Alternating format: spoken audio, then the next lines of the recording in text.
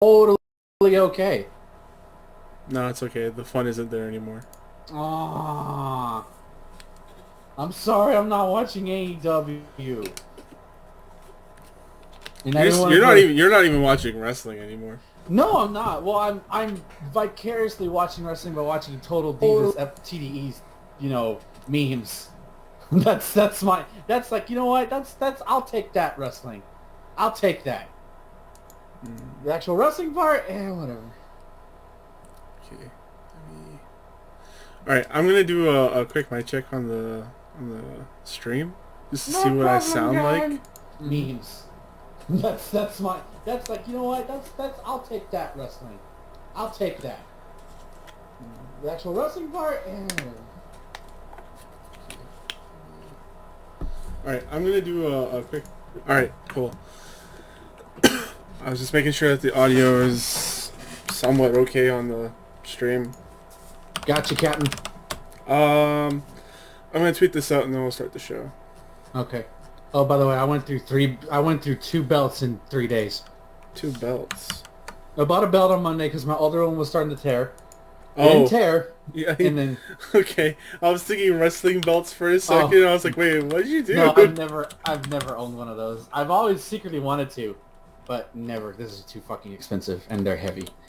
But I bought one on Monday at Target, and then yesterday at work it snapped on me, like it broke. I'm like, are you fucking kidding me? And then today, and I bought a new. I just was like, fuck it, I don't want to go out to Target and get a new one. So I just bought a new one, and then today I was fiddling around with it, and it came off with the buckle. I'm like, are you fucking kidding me? So I got another belt. Luckily, this one was free because it was just an exchange. So. Yeah, that's what I was gonna say. Exchange it. But it was just like, fuck, God, this is stupid. The only time that's ever happened to me before was that I accidentally stepped on my belt and broke the hinge, the connector. Yeah. And so I didn't do anything with it. I just kept it because I'm an idiot. I could have returned it if I wanted to. All right, let's start. Yay! Hello everyone, welcome to the Charge Shot Gamescast. Each and every week, friends gather around and talk about video games that they've been playing and things going on in their lives. Today I have with me Ben. Hi. I was trying to think of something clever to say, but I failed. It's okay. You failed this podcast. Yep. Green Arrow's gonna come busting through my window any minute now. So yeah, normally we have Justin start off the show, but he's in Chicago right now with his wifey. I can't remember what they're doing. I'm a bad friend. Yeah, I don't remember either, and I don't feel as bad. I just hope they have a good time. I know he has friends over there that he visits sometimes, and he usually goes out there for like conventions or something. Yeah. So anyways, what have you been up to? Okay. Well, since I wasn't here last week due to having dinner with my papa, I guess it's been a interesting couple weeks. I bought The World Ends With You for $20. I hear the Switch version's not that great. Yeah, so I'll get into that. So I was originally going to get this game when it first came out, like October of last year, sometime last year. The game's less than a year old. And I was super excited because I heard the DS game was good and all that good stuff. And then I heard about the issues that come out. And then the thing that basically ultimately made me not get it was a combination of financial issues plus it's all motion controls, or at least docked mode. It's motion controls, and then on touchscreen it's touchscreen controls. And so I was like, I don't, you know what? No, I'll just wait. Like I wanted to still get it, but I said I'll wait. And then so like randomly, just seemingly random, I follow Cheap Ass Gamer, which by the way, if you're a video game fan, you follow that Twitter account because you get some good shit. That's how I learned about this. First he tweeted at GameStop was selling for $20. No GameStop around me was having it. So I was like, well, let me just check Amazon, and Amazon had it for $20. So I just bought it off Amazon. And I played it, and it's interesting. I love how it looks in HD because I never played the DS version, so I have no comparison to make it to. But I love its art style. It's the Tetsuya Nomura, the Kingdom Hearts guy.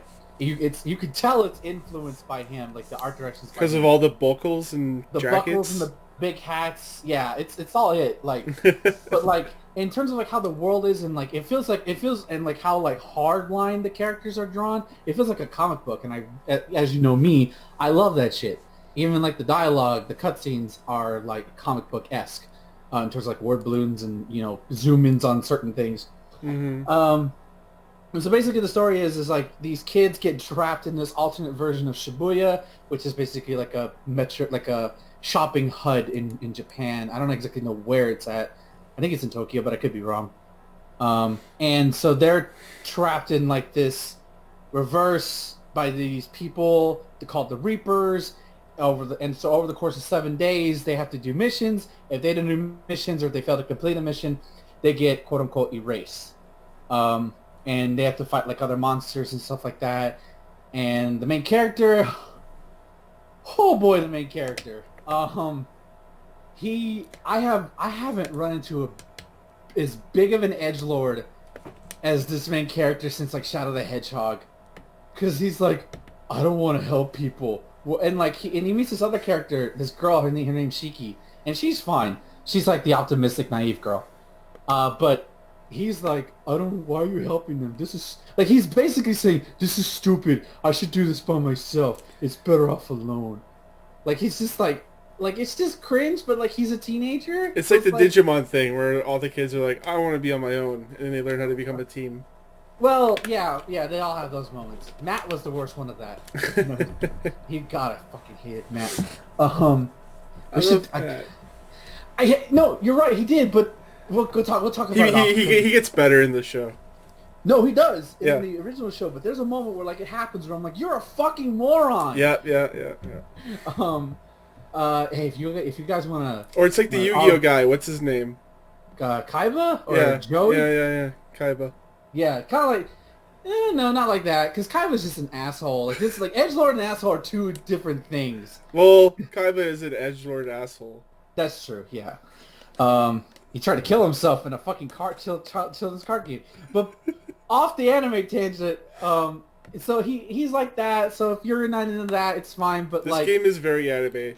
So. Yeah, it's very anime. I think if I would have played this when I was 17, I think I would have liked it a lot more. At least the main character, I'm like, oh my god, I feel the same thing too, bruh. But it's all right. Like the music is really unique. Like it's something you wouldn't expect from like a typical jet. Like the music in this is great, especially in the boss fight, like in the fighting. Yeah. Oh, yeah. It's so good. It's so good. Like it's actually, I think it used to be a little bit more rhythmic. I don't know if it's still the same way, but in the DS it was. You have the options for both, so you could play the remixes, or you could play the classical. So if you're a fan of the game, you have your options. I've been talking to both. I can't tell because I'm not musically inclined, but it sounds good either way to me. Like I love it. Even the hub world music's great. Yeah. The issue here that people will have is the combat system. So the combat is the most. I will give to this. It's the most unique combat system I've played in a Japanese role playing game. Especially for the Switch. So you can only play with one Joy-Con. You can't play with a Pro Controller. And you use motion controls to attack. You use motions and by doing that, you have these little things called pins. They are sort of your weapons or your mana attacks. They go away. Sometimes they have to, it's basically a cooldown system. So like for instance, one of the first ones you get is a fire one. By pressing Z or B, depending which button is your preference, you basically press a button and quote unquote drag the Joy-Con across, and a fire will ignite and you get enemies that way. And then or like you'll have a slash where if you do a slashing motion, it'll do that, or if you aim slice upward when you get the ice move, so on and so forth. The problem is that the Switch, the Joy-Cons don't always read it. Like sometimes I would want to do the like not even an attack, I would want to run away. But the game will think I'm trying to do the fire move, and sometimes it can be problematic. Yeah. It doesn't always work. But when it does, like when I get like, because you also like again, you have already mentioned your partner Shiki. You can tap enemies, and she'll come and do an attack, and so like you can attack at the same time, and that increases your sync rate, and eventually the game, and it doesn't even take long to get there, maybe less than an hour if you like go through things. You will like do like this cool like AoE attack, which can increase drops and get new pins. It's really fun. It's It's off the charts. It's just I can't recommend it to anybody who doesn't like motion controls because you will not like it. Yeah, this That's the only was thing. this was made for a three or a DS rather. So Yeah, it's made for a touchscreen and buttons, yeah, which is what it was originally designed as. right. So I don't know why they decided to keep it. Maybe they wanted to keep some kind of spirit alive of the Yeah, because original a Control lot of scheme. these you could map to buttons. Like a But they lot of could, these, yeah, exactly. They could have done that. It's no excuse. yeah. And maybe it would have lost some of its charm, or maybe, to me, if you wanted to keep that spirit, maybe only because like in handheld mode, which I tried it for the first time. By the way, buy a stylus to play this in handheld mode, because mainly because like my hands are kind of big and I don't want things to cover up, and a stylus will work just fine. Big greasy Um, hands. Yeah. So you have to use in handheld mode. You can't use any Joy-Cons unless like you are playing it in tabletop, and it can tell the Joy-Con is separate from the console. You have to use the touchscreen to move, to attack, and it's the same thing. And it generally works well there. I never have an issue with it, other than again moving. I do actually like how movement feels in this game, even with the motion controls. Like to me, that feels good. Like I never have an issue of traversing anything. And I also like how because it was on the DS, it's designed to be able to pick up, put it down at any point in time. There's no cutscenes aren't super long, the area's not super big, the missions aren't that long so far. I don't know how it gets further on, but I like that, especially for me playing a lot of games right now. It's nice to be able to put this up, do something, put it down, and the game will remind me what I'm doing, and it doesn't seem like I lost track. Also, cool little thing is like if you put it down, like say for like a certain amount of time, the game will actually level up your pins based on how many days you haven't played the game, and like it'll calculate that, which I think is super neat. So you don't have to worry about keeping track of that. But I just can't recommend it to people who don't like motion controls. That's it. I'm enjoying it, but I'm pushing through some of the more on-screen, more of the docked issues. But I like looking at it in the big HD visuals because it looks nice. It's a really nice presenting game. Mm-hmm. It's just marred by control and combat issues. Let's see. What else? Yeah, so while you unravel that thread, the story gets deeper and it's really good. Yeah, I'm curious to see where it goes because like I have like part of me is like, okay, there's something bigger than this. By the way, for those who just the last thing I'll say on this, the story sets up as a premise is like you only have 7 days to do that, and like each mission starts at you only have X amount of time. It's bullshit. It's totally plot tied. You don't have to worry about. It's not a Majora's Mask situation where you have to do these missions in a certain amount of time. At least I You don't ruined think. it. You ruined the surprise. No. Because like I know some people won't play a game if that's the case. I didn't play Majora's Mask for the longest time because of that. Until I just dealt with it. So for those of you worried about that, don't. It's just more for plot and anything else. You don't have to worry about a time limit, which I'm glad. That's why I won't play Dead Rising because I don't want time limits on me. Don't pressure me to do shit. Okay? Besides that, the first season of MK11 Ranked has officially came to an end, and I, of course, played the last couple of matches. I finished above 500, above 50% win percentage. It was like 54%, which is like, Congrats. yeah, it's not bad. I really like this ranked mode and how they did it, and I liked all the cool, I got this cool red and black and red and white katana skin and costume, and this cool sick red and black and red and white scorpion skin. Like I like the theming, and I can't wait to play more. I can't wait to see what they bring next. Hopefully something greenish or bluish. We'll see. But I'm officially decided that Scorpion will be my main character. Actually, whenever they do the next season of Ranked, I'll probably swap between Scorpion and Sub-Zero. Because I haven't mastered Sub-Zero by any means, but I can play him confidently, and now it's just about learning Scorpion, who's a little bit more different, but can get away with a lot more wild shit if your opponent's not paying attention. So it's nice to have 2 characters. Outside of that, I played more Bloodstained. The game is all right. I'm not calling it bad. I'm not liking it as much as I thought I would. I'm not going to spoil anything either, but like I generally think it's a very good game. It's just not capturing the way I wanted to, I guess. Yeah. There's some pretty inventive stuff there. Like I like how like there's a power you get. This is a slight spoiler, but it's a fucking power, whatever. Oh, this is a spoiler. Yeah, it's not a story spoiler. Like I just got to a story point where it's like, oh shit, okay, this is much bigger than I thought. No, I was just teasing because you spoiled the world ends for you. Oh, right, yeah. With you. It's not a spoiler. I mean, like whatever. It's all bullshit. Time is not real. Time is not real. Time is relative. Mm-hmm. And so you have a move. So don't try to fuck it. Yeah. You have a move called Invert, which is basically a callback to the Symphony of the Night in the old inverted castle, which I think is pretty cool.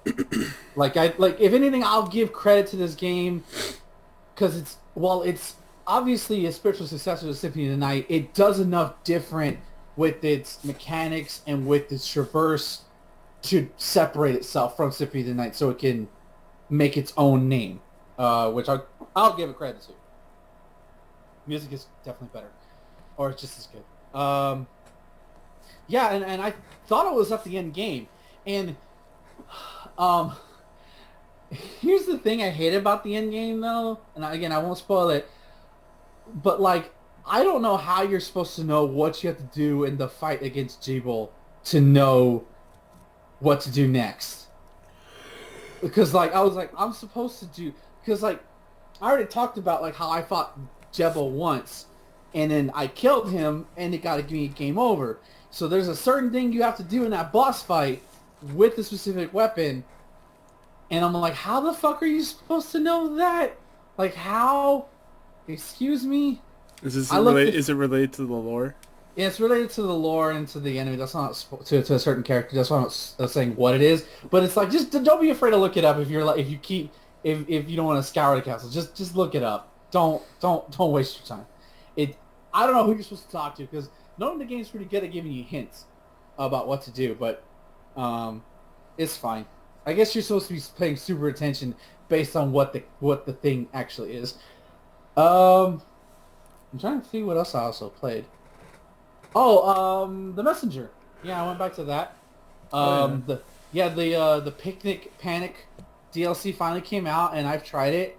It's still that same old good Messenger. Is that free or paid DLC? It's free. Okay. Here's the convoluted thing.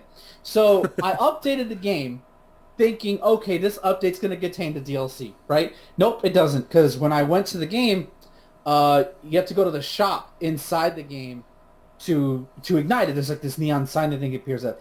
And I was like, oh, okay, here's the DLC. And like the shopkeeper's like, oh yeah, that's the DLC, but you have to go to the store first. I'm like, or you have to beat the game first. I'm like, okay, I'll beat the game again. And I was at the final stage, and I was like, okay, I haven't played this game in like 9 months. Let's beat the final boss again. Sure. I did it. It's fine. And then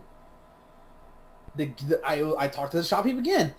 I was like, okay, well maybe I have to go to the Tower of Time and get it there. Maybe that's the store he's talking to.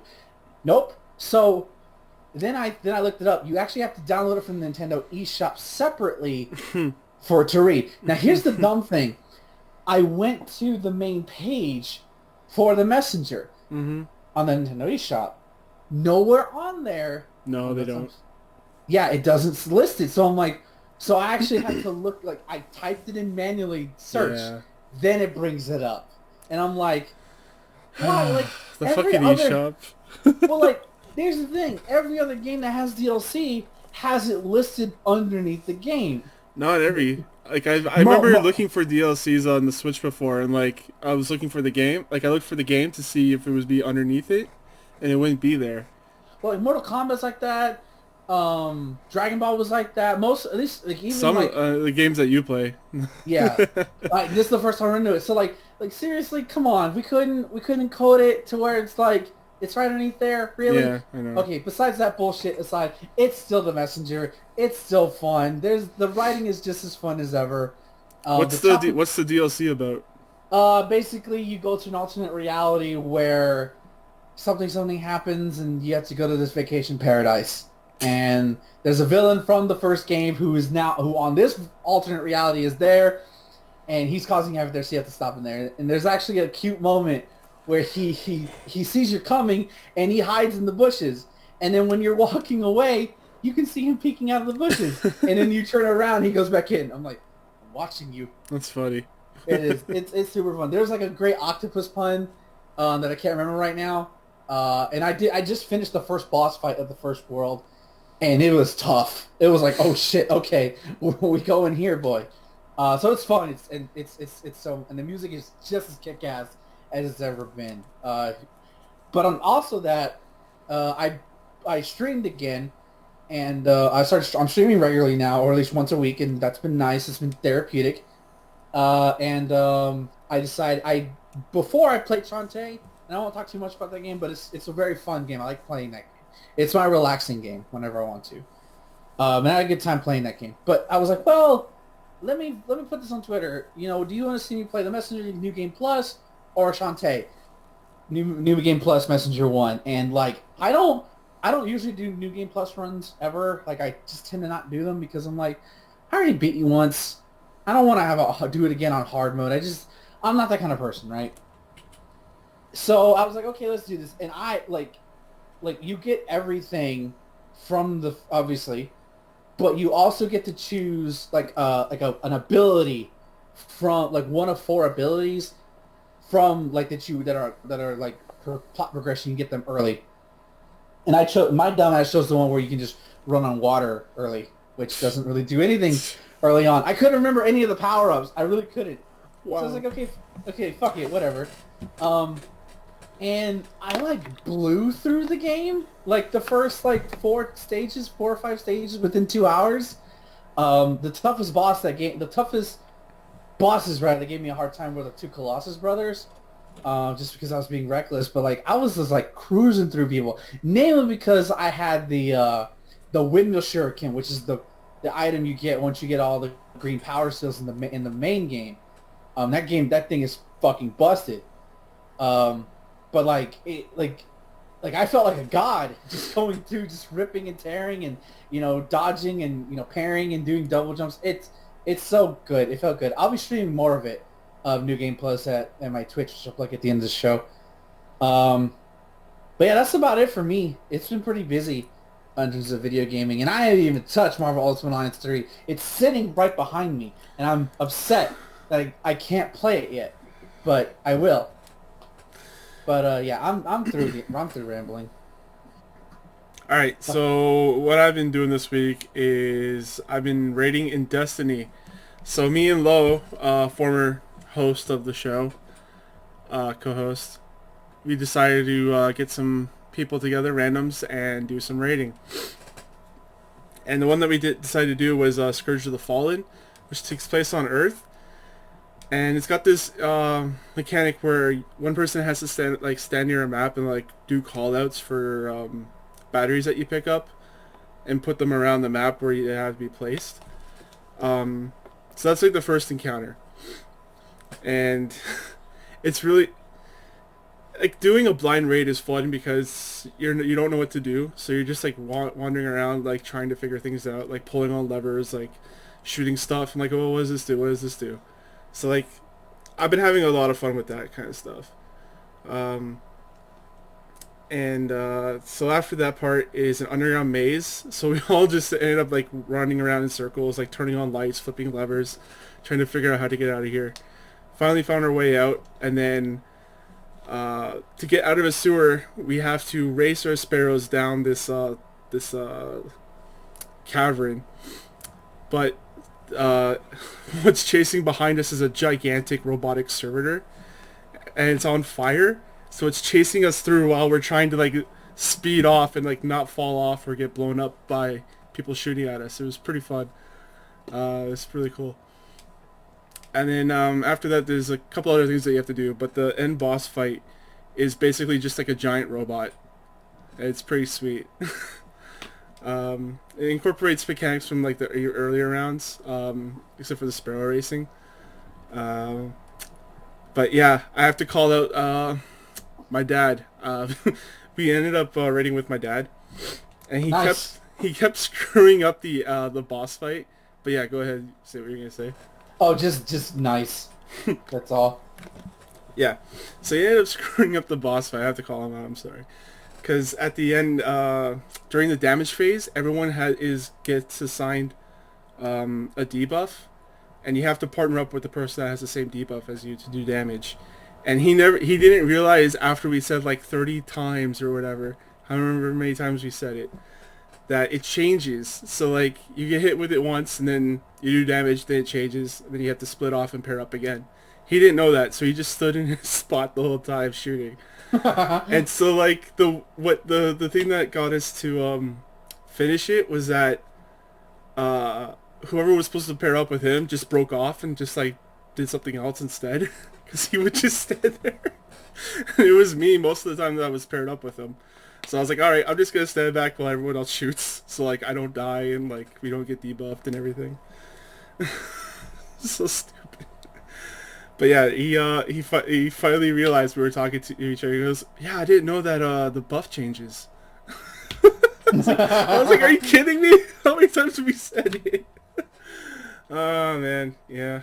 But yeah, it was a lot of fun. We got a solid raid group going now, so I think that we're gonna do some Last Wish tomorrow, which is pretty cool. It's the raid where you have to slay like a gigantic wish dragon, pretty much. I also tried to do the heroic version of the Leviathan, and that's a bitch for people like we had like new people who never did Leviathan before, so it's like a bitch just trying to get them to do it, and they didn't even have any good weapons or anything. Like one guy, he was using a bow throughout most of the raid, which is like not recommended. Like he doesn't even have like a fusion rifle or a sniper rifle, like anything that does high damage. So that sucked. Like that was really painful. It took a very long time to do, and we didn't even finish it. So I ended up doing a looking for group instead, and like I finished off that raid in like 30 minutes. Yeah. So yeah, I have a Discord. Maybe I'll put it in here if Future Thomas is not lazy, decides to put it into Discord. That me, Lo, and a couple of my friends and my dad is in, and some other people that we've been playing with regularly, so you can come out, raid, do whatever. So that's... I wish I didn't get headaches from like first-person shooters, so I could like play with y'all. Because that's all this sounds super fun, but I know I'd be like, guys, I can't do it. Ben, it's the middle of a raid. I can't. Just call out the symbol, goddammit. I can't. I'm trying. I'm gone.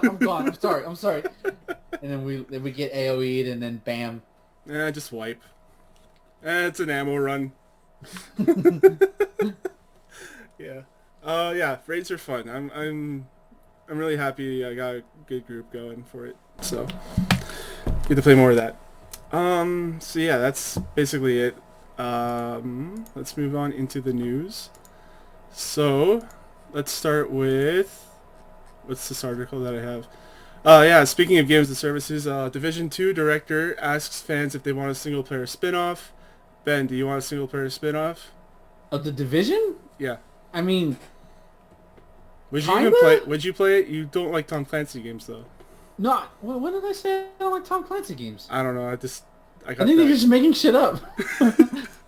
No, I given like how the second game is like about political upheaval and shit, I love that kind of stuff when it's not real, although given the state of our world, it might be real one day. Anyways, I would totally play a single player Division game as long as it's, third person. Like and it's written smartly, but it's a Ubisoft game, so it won't be. So maybe I won't play it. I don't know. If it's done right. Right. So yeah, Tim Spencer, the guy that they took the tweet from and we're talking about, it says, "I love the idea of a single-player narrative-driven spin-off for a Division focusing on an agent trying to get to their home, to get home to their family after being sent to New York City during the SHD blackout from the fall of DC." And he's tweeted stuff before, like about Splinter Cell, like, hey, all of us guys are working on Splinter Cell. It's kind of like a joke, because not every head from Far Cry 5 and For Honor and from Division are working on one game. That's too much talent in like one area. Yeah. Although it seems like it when some of the games come out, like, are you sure? Yeah, I think a single player Division could be cool, but like that's not what the Division is to me. Yeah. It's a co-op game to play with your friends or your family. You know, it'd be cool. And if you want something like this anyways, there's also the Ghost Recon games that they have, which are really good. I do recommend playing those. The last one that came out and the new one looks pretty good. But yeah, go ahead, Ben. I was gonna say, you know, maybe include a single player type story, but with co-op. You know, that's a novel idea. How about put your single player ideas into the Division too? Yeah, make it a fucking free update. You know. I actually booted it up not too long ago. Is it good? Oh yeah, I like it. It's a looter shooter though. So. Yeah. Oh, is it a looter? Was the first one was a looter shooter too, right? Yeah. Okay. Yeah, I remember that one. I just remember the first one. From the first one was the long queue line, like the fake long queue line for whatever reason. Yeah. Like again, it's a looter shooter. It's an MMO kind of RPG game. So if you don't mind like doing some of the same stuff over and over again, then it's fine. I would honestly play it. I mean, you're talking to a guy who plays Street Fighter, which is, you know, I'm playing possibly the same people every other night when I do play it. So yeah, I'd be down with it. What was I thinking of? Oh yeah, so yeah, I booted it up not too long ago, and they've added some kind of like snippets of story throughout the game, like more story than what was there in the original, because they're supposed to have like episodes and chapters and stuff, and I've been wanting to get into that, but Destiny is just controlling my life, and I need to like. You're part of the bungee net. I'm trapped in the Matrix. Someone please help me.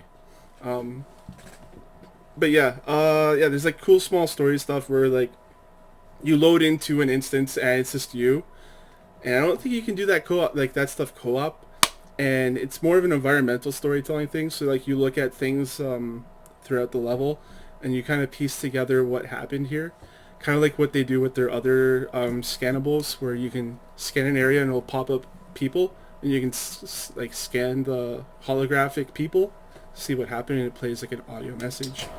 So it's kind of like a whole level designed around that kind of thing. That's kind of cool. Yeah, it's kind of cool. I really want to get back into it, but Destiny is destroying me. Moving on to something else that is destroying me. Let's just talk about Stadia, I guess. Oh yeah, that thing I posted. Yeah, so this is just more clarification that Google Stadia is not the Netflix for games. Their subscription service is going to be more like a Games for Gold or PlayStation Plus, where you get a free game a month, or he said more or less one free game a month. Yep. So, and it'll probably be like an indie game. You get like half a game. Yeah, this. I really don't know who this is for. That's all I'm gonna say. It's for dudes who live in Silicon Valley, my guy. That's who it's for. It's for people that work at Google and travel. Yeah, pretty much. But it's like just fucking, if you travel, fucking buy a Switch. And they also have like this is their Stadia Pro is a $10 a month and upgrades you to 4K resolution, 5.1 stereo surround sound. Stadia Pro exclusive discounts and additional free games released regularly. Starting with Destiny 2, which is kind of funny because that's going free to play in September with Destiny 2, Warmind, and Curse of Osiris. So you get 2 expansions with that. So I don't know what this free version of their free version of Destiny 2 is going to be. Yeah, because you'd have to. I mean, to use it on Stadia. There's no free version of Stadia, right? At least, yeah, it's or is there? I don't know. Yeah, because all I know about is like the pay version. But like, I mean, like they never. I mean, to be fair. Yeah, there is a free tier, and you get 1080p and 60 frames. Okay, just fucking 60 frames off. That's bullshit. Especially when it factors in, it's about connection speed, not necessarily the game itself. But like, to be fair to Google a little bit, nobody, like, people assumed that it was going to be the Netflix for games, and they never said it themselves. So this is just, like, to me, it's like, okay, fine, at least you're not that, and if anything, they just cleared out a whole bunch of people who may have bought the system otherwise, or may have bought the controller, or the subscription plan otherwise. Because if it was a Netflix for games, for like a low, maybe like not low income family, but like, middle class family maybe can't afford a Switch, or, although the Lite came out. But like, want something a little cheaper, the Stadia wouldn't be a bad thing, theoretically, if it was that. But because it's not, why invest? You might as well just buy a hardware thing where you don't have to worry about your internet connection fucking everything up. Yeah, like essentially, there's also Game Pass is coming to PC. Like it's in beta right now, but it's like you can still sign up for it and get like there's already a bunch of games on PC version of Game Pass. So why bother with something like Stadia? You can just exactly. You can just get that, and then if you do get like say an Xbox console, then you already have games because you have Game Pass. Right. So just get Game Pass. Just buy. Everybody just go buy Game Pass. I would, but I love my Switch too much, and I wouldn't use Game Pass effectively. Right. All right. Moving on. You've kicked that dog enough. Let's go kick some monkeys in Super Monkey Ball Banana Blitz HD announced for 2019. Yeah, this is weird. Does anyone really like Monkey Ball or Super Monkey Ball? I think it has a cult following. The only thing I know about it is that the first game was sponsored by Dole's Bananas, prominently. I never played them. I've seen them. If first-person shooters make you sick, this game will definitely make you sick. I've seen Let's Plays or streams of it. It's never made me sick. Maybe it's because I don't know. You'd think it would because of the camera. Yeah. But it never has. Because you're not moving anything other than the level. Yeah. It's so fucked up. Yeah, it's unique in anything. What's interesting, though, is that I was looking this up, is that this is like the third game, which is not well received from what I understand. Is this the Wii game? I have no idea about that. Yeah, originally released on Nintendo Wii in 2006. It'll arrive on the Switch, PS4, Xbox One, October 29th, and Steam in the winter. Yeah. You'd think they would remake the GameCube one, because that's the one. This is the 7th game in the series with an 8.4. 7th? Oh, wow. And I was ignorant as all. People were mistweeting information on Twitter. What a shock. Oh, wait. Wow. Fake news on Twitter. Who would have known? What a shock. So yeah, I don't know. I'm probably not going to get it just because puzzle platform. Is it a puzzle platformer? I don't know what to call it. I have no idea. Yeah, I guess you could say that. I don't know. It's like a pachinko machine. Yeah, it feels like that. I respect people who are like super good at it. I remember seeing a speed run of it at an SG Summer Games Done Quick once, and it was super tight. But me, no, I just no. There's just nothing there for like me, other than like the first 10 minutes of like the novelty of it. Yeah, it's very arcadey from what I've seen. Like it's about points and getting to the goal as quick as you can, from what I understand. Yeah. It's interesting, and I would love to see a speed run though, because if like these kind of games seem like they're really like good for breaking. Yes. Yeah. All right, so let's move on from that. Speaking of retro games, GameStop is to create a new store concept offering retro gaming. Oh boy. It's no secret GameStop has had a rough few years. Recently, it had to stop searching for a new buyer, with its stocks plummeting by over 25%. GameStop announced that its new business saving strategy is turning stores into unique experiences. A new direction is part of a partnership with the colossal marketing company RGA, and revolves around GameStop's long-held desire to reaffirm its place in video game culture. Together, GameStop and RGA are developing and piloting a new and streamlined physical store concepts, introducing new ways for gamers to try new titles before they buy them. This has nothing to do with retro. Okay. This article is like a combination of their new step forward plus the idea of introducing retro game stores. Mm-hmm. Yeah.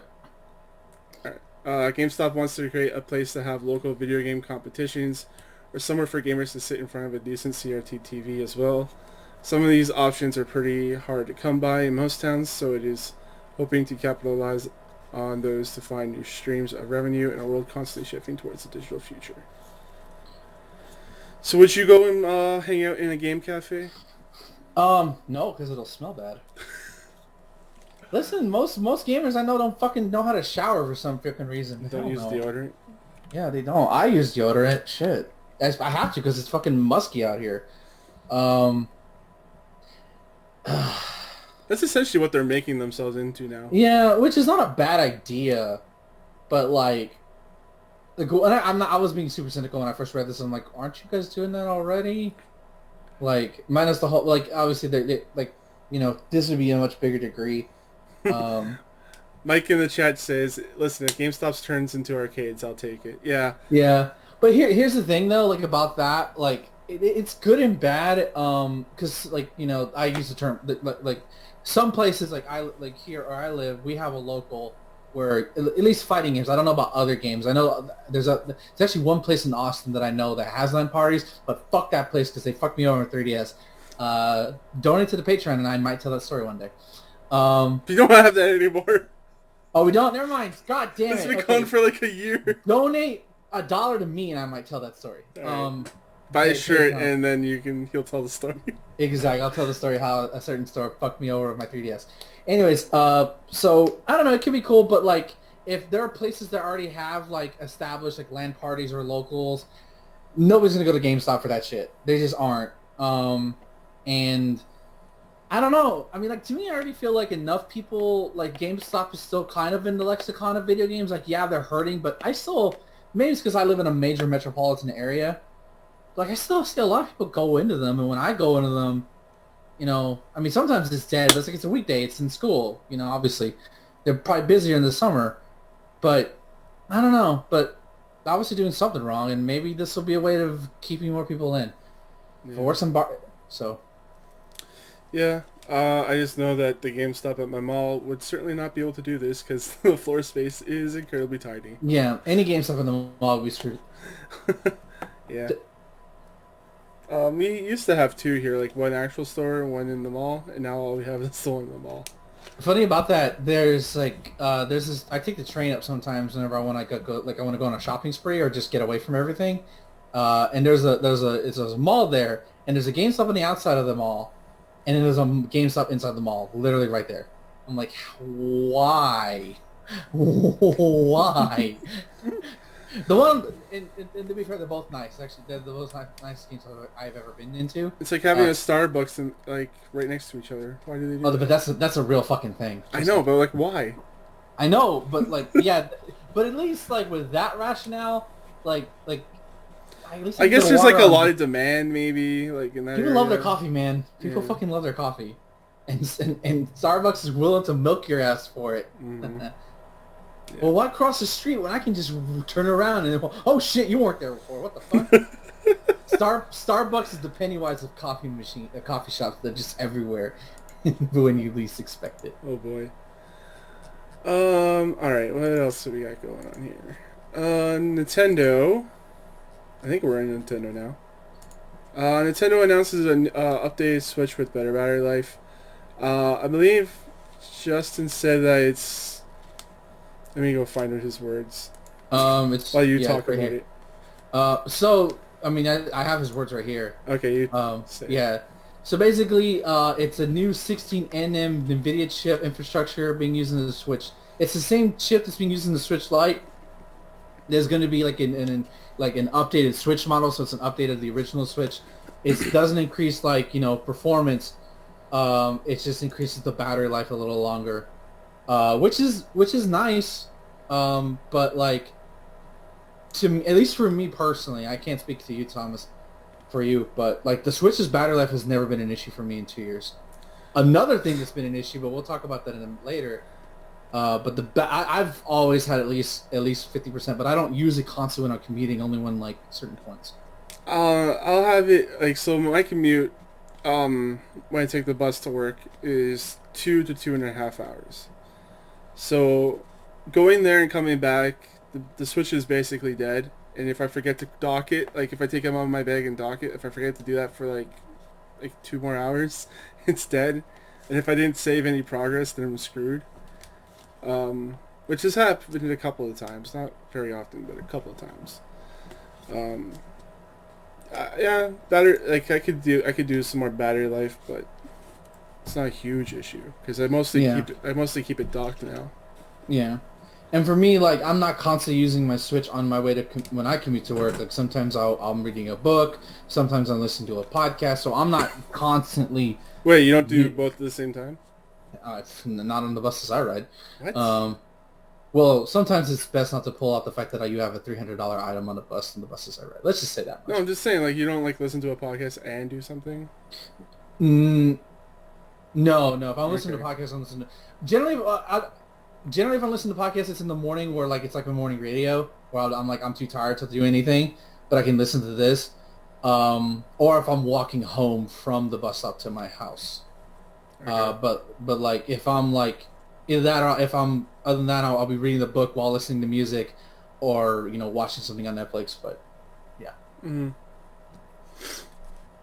So yeah, let's go talk about the thing that you were referencing earlier. What's it called? Joy-Con drifting. Yeah, this is an actual problem that they should have addressed. It's not a new Nintendo game, guys. It's not. It's a problem. So Joy-Con drifting issues appear to have finally boiled over with the U.S. law firm, reportedly preparing to file a class action lawsuit against Nintendo. Details about this come straight from Chemicles, Schwartz, Kreiner, and Donaldson Smith. Wow. The firm currently looking into the possibility of such a lawsuit. Man, law firms, man. Here are some additional details from its website. CSK&D is investigating a potential class action based upon reports that Nintendo Joy-Con controller for their Nintendo Switch gaming console can experience joystick drift issues. Specifically, it is reported that joystick on the Joy-Con will automatically register movement when the joystick is not being controlled and interfere with gameplay. This obviously isn't the first time something like this has happened for Nintendo. Plenty of patent claims over the years. Yeah, blah, blah, blah, blah. So that's all you really need to know. Yeah, pretty much. So yeah. Do you have this problem? I've had this problem several times. I've gone through 3 Joy-Cons now. Jesus. Yeah, it's bad, dude. That's not like a cheap thing to buy to replace. No. Thankfully now though, because ever since I bought the double, like the non-detachable Joy-Con that has the D-pad on it, my left one's never an issue because I never use it unless like I was playing Mortal Kombat. But the right one was always an issue because that's what you do movement with. And I had the original one set, and then I had a yellow, and then I had a purple and green, the Splatoon color one, and then I had a blue and red, because the other ones worked out. Less than a year, by the way. And then recently, this blue and red one stopped working to me a couple months ago. So I had to buy and then this time, luckily at GameStop had a used one for like $30. So I was like, okay, I'll just do this. And I'll just, I bought a warranty through them, so if anything happens within a year, if they're still around, I'll at least get a free Joy-Con or something. But yeah, it's a problem, man, and it's kind of like, it kind of made me a little salty when I saw we were getting a new Switch Lite, and, obviously the Switch better, like, yeah, that's fine, but fucking fix your Joy-Cons, man. And I hope this lawsuit does something. I'm not asking for compensation or anything, although that would be nice to give me $200 for, spending money on something I shouldn't have had because of a manufacturing default. Yeah. Because it's much simpler to just fucking go to a store and just fucking buy it versus waiting for Nintendo to fix your shit. Or going somewhere and then having the shady place screw you over and doing other things.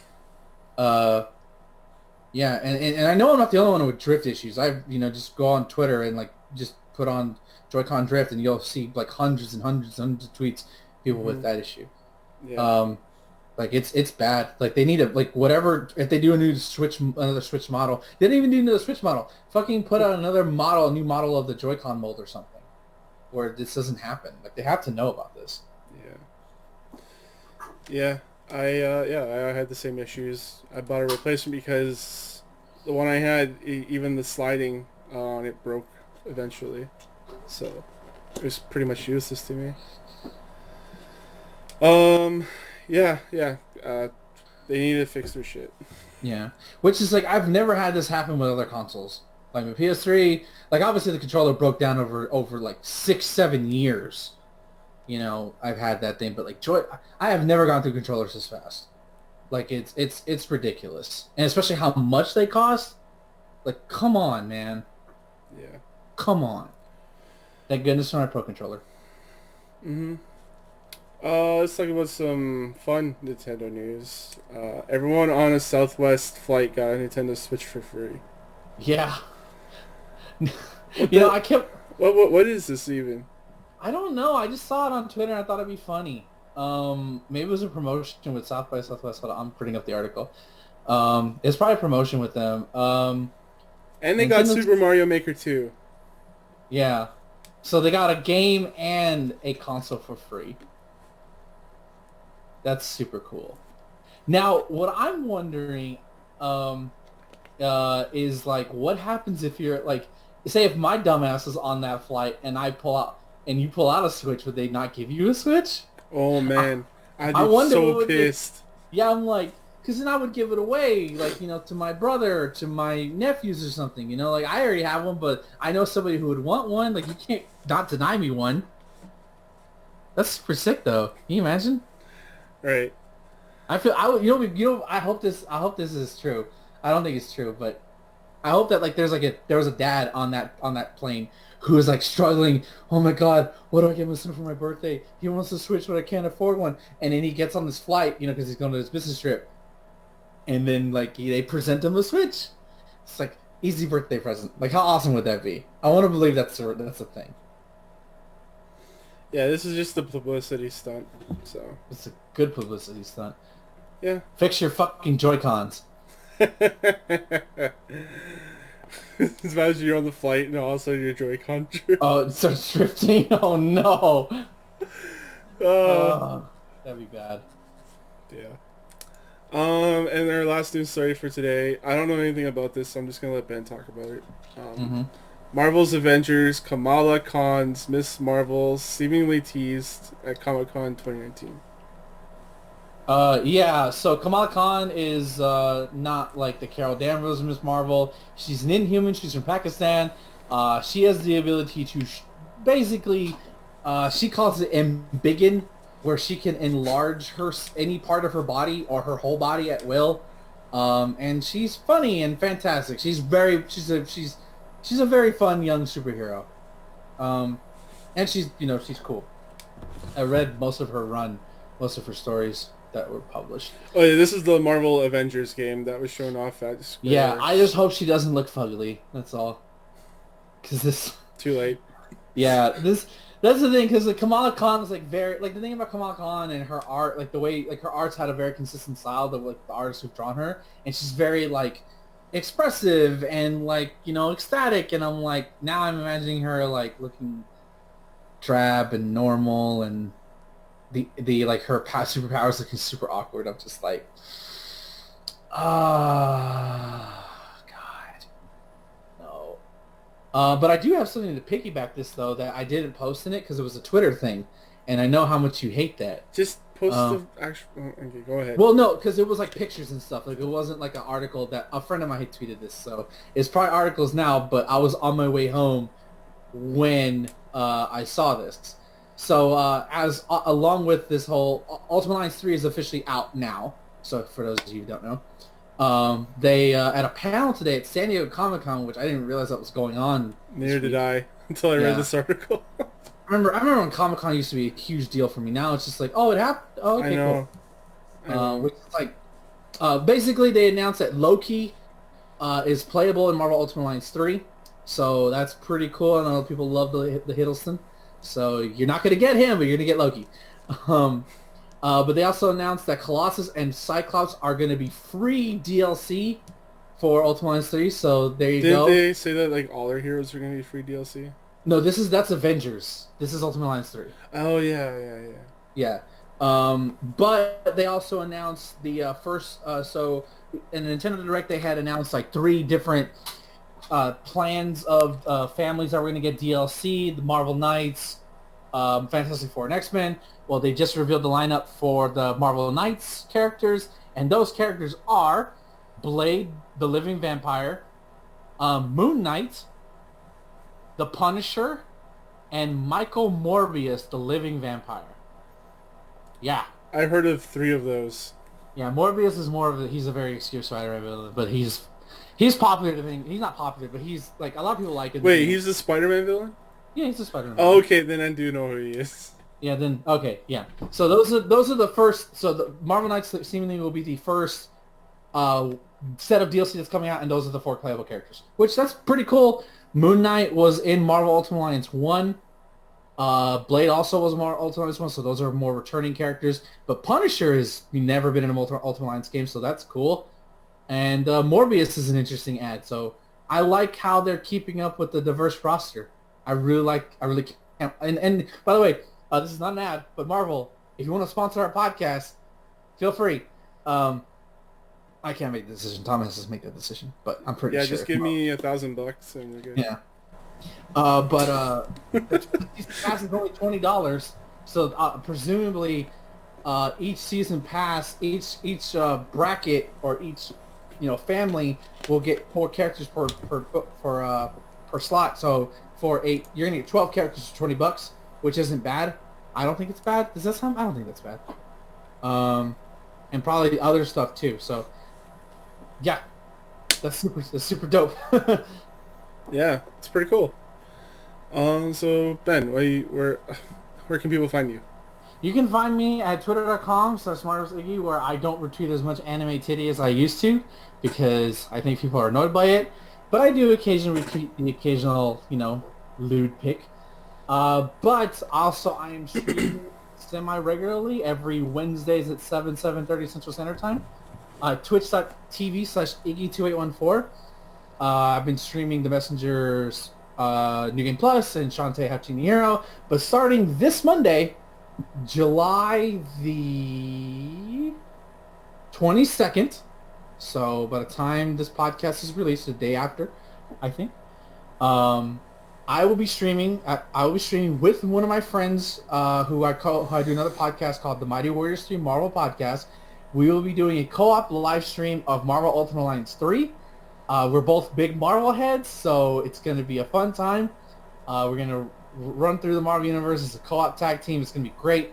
We're just to go tell people right now, we're going to basically do... My friend is going to do like Stan Lee type intros before the stream starts to like set the stage every time and do like Stan Lee like type recaps every time we come back for stream, when we come back to do a session. So look forward to that. So make sure to get the beginning of the stream. Get the beginning of the stream. Yeah, catch the beginning. It's going to be awesome. I've never done a co-op stream. I've never done a stream with anybody before. Really? So yeah, I've never yeah, exactly. I've done recordings with people, but live streaming is something different. But we're both excited for this game. Please come out. If you love Marvel, please come out. It's going to be a good time. I don't have the best production values ever, but I'm here. That's all you could want, right? I'm here. So that's Monday 22nd. We're going to shoot for 6 Central Standard Time, 7 Eastern Standard Time. Okay. So it's going to be a good thing. I should be free to come out and hang out. Yay! You have anything else to add? No, that's it for now. All right. Sounds good. And you can find Justin at on Twitter, 0_score. I know he hates that, so I did it. And then also he's on Twitch, twitch.tv/0score. And you can follow me, your host Thomas, on Twitter, CSG Thomas. I'm also streaming on Twitch, twitch.tv/CanePlayStuff. You could probably expect more rating in Destiny now. I have an actual team. So that's going to be fun. And until then, guys, enjoy your games and good night. Marvel, baby! I want to play Marvel Ultimate Alliance right now. I want to just open